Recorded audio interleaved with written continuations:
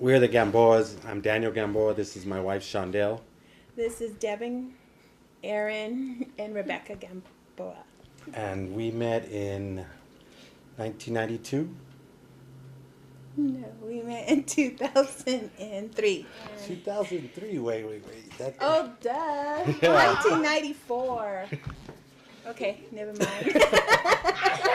I was a student at NMSU, and at NMSU, when you get issued a parking sticker, there are various colors, and the parking sticker he had in his car was blue, and so I just assumed that he was handicapped. But I wasn't handicapped. I had bought the car off of my aunt who was handicapped, and I left the handicap decal on there. That way I can get some free parking and some better parking. Well, I felt sorry for him, and I just started to, his car had broken down one day, and so I decided to give him a ride and to where he worked at Chevron. And so that's where it all started. I've had some addictions and drug addictions, alcohol addictions, and for the last 19 years, they've ran my life.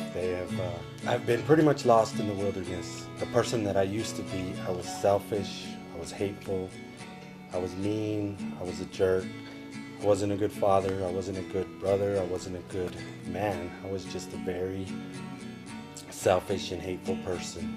I guess I had this feeling that, I wasn't hurting nobody but myself, where in truth, I was hurting and destroying my family. Dr. Jekyll or Mr. Hyde, they didn't know if Dad was going to be mad and upset. They didn't know if Dad was going to be nice, and they just didn't know what they were going to get. And I basically put my family through this for a long time. Got to a point where it was really bad.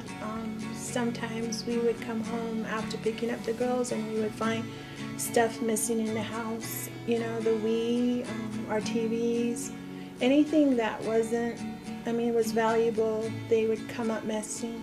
Well, it got to a point where I had to take the Wii stuff in my backpack to school every single day. And I just stuff it in there, and sometimes I'd pull out my notebooks and stuff, and they'd come out. And my friends would be laughing at me, saying, "Why do you have those in there?"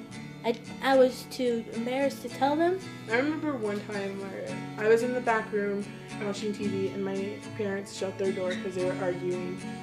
And all of a sudden I heard breaking and them yelling at each other. And my sisters ran into my room asking me what was going on. So I opened their door, and they were fighting. And then they came in the living room and they started yelling at each other, and I got really tired of it. It got to also another point where I told my dad I didn't like him, and I hated what he was doing, and I didn't want to be around him. And when she had told me that she didn't like me, she didn't want to be around me when I was using, it just made me feel like just worthless as a father, that I wasn't even needed here at this house because they didn't want to be around me. They didn't want to be near me. They didn't want to be around me, and it just hurt a lot. It was a lot of hurt.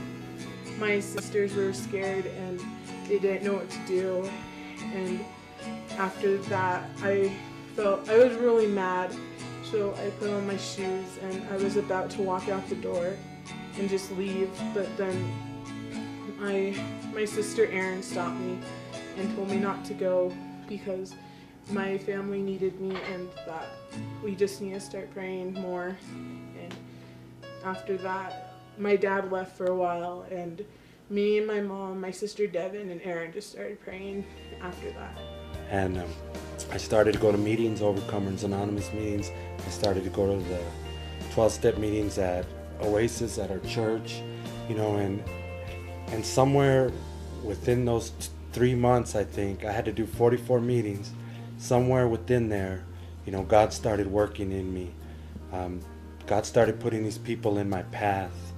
Nick and Lisa Higgins, he put them in my path, and I started learning, my mind started opening up to what sobriety was like, because I was able to actually see other people who were living sober and enjoying life. I was so afraid that I wasn't going to enjoy life anymore. One thing that really stuck in this whole thing was be still and know that I'm God. And it got to a point where I just became still, and my girls and I prayed constantly. We attended church and everything, and things started to change. They saw something in me that maybe I couldn't have seen at the time, and they believed in me, and I decided to go do this treatment. And you know, somewhere along those 3 months, God started working in my life.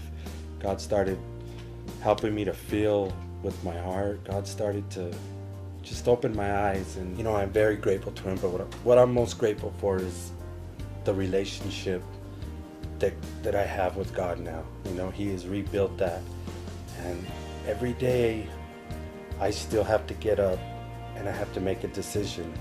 I'm not going to drink. I'm not going to get high. I'm going to be a good father. Every day that I get up, I have to be grateful for what God has done for me today. You know, and that's sobriety. That's my family, my wife not leaving me, my children choosing to be involved in our church.